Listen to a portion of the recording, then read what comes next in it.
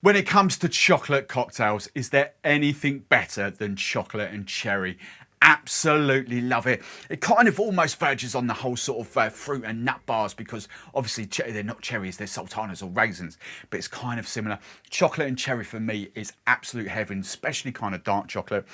So what I've done in this, I've combined Monin's cherry syrup with kind of lovely chocolate notes, but whiskey.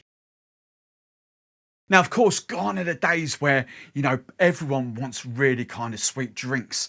So there's a lovely little ingredient coming up in here that I'm testing out for the first time. This, you might think even when I'm making it, I knew it wouldn't, but you might think even when I'm making it, it's going to kind of curdle. But as you can see, this is like a few minutes now after I've made it. It is absolutely banging. It works, an absolute treat, and it is so super delicious. So well balanced, booze forward, not sweet. Honestly, the product makes it, absolutely makes it. I love it. But before I dive into the recipe, as always, the theme, what are we calling it? Look at the recipe, look at the ingredients coming. What are we calling it? Stick your suggestions in the comments below. Right, let's run you through the ingredients for this cocktail. First off, Monin Cherry Syrup. Loads of other things you can use there. Cherry puree, of course you can. The one thing that most people would have as well, or proper maraschino cherries. These are Amarena cherries, but they'll do the same thing. Maraschino, Amarena cherries, the juice in there, you can use that instead. Whiskey. My favourite kind of accessible whiskey to use for cocktails, Jack Daniels, is what I personally love and go for. It's just brilliant for cocktails. Chocolate liqueur is slightly thicker than the cacao, but I would, you know, the replacement for that would be a cacao, but it's lovely. I'll come on to this in a second. I've got some ODK Stilabant foamers. I've got some chocolate bitters, and I've got kind of full fat milk. Now this little bad boy, Drinkstuff don't sell it, but I might be having words with them because I don't know kind of how the landlines. What this is kind of, it's called Supasawa, but it's kind of a distilled citrus. Technically, no alcohol, it's alcohol free, so 0% ABV. But because of the distilled thing, I'm not kind of sure how it sits.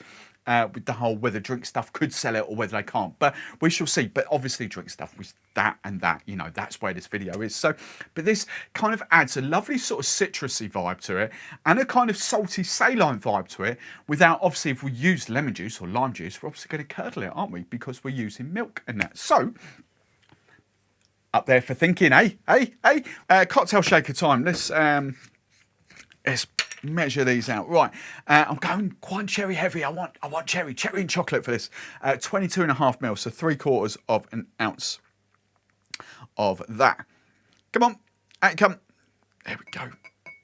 Oh, love my cherries. Love my cherries. Well, yeah, perfect. There we go.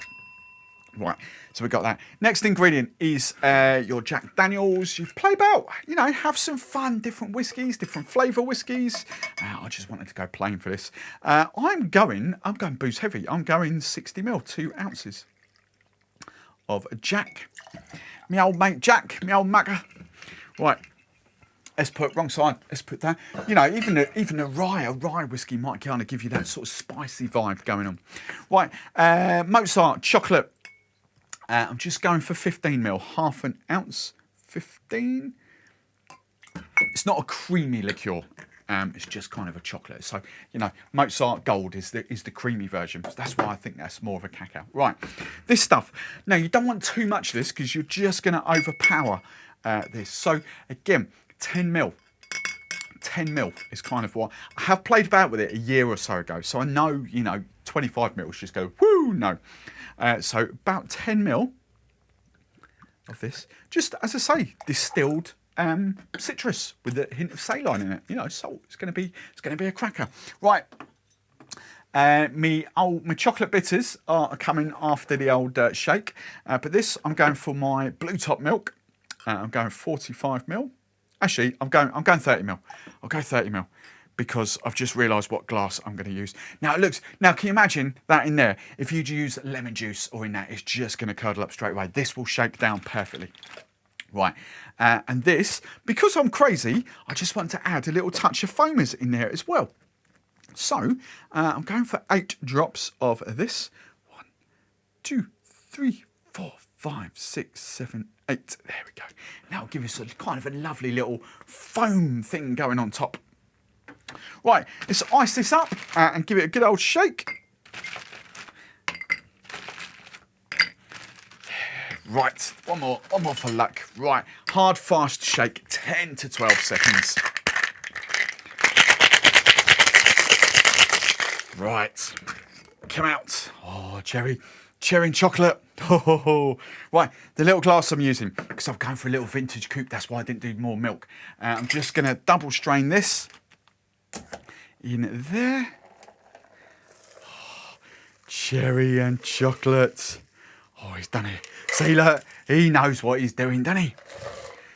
He knows what he's doing. And then just to garnish, I was going to do a little chocolate kebab, but it didn't work.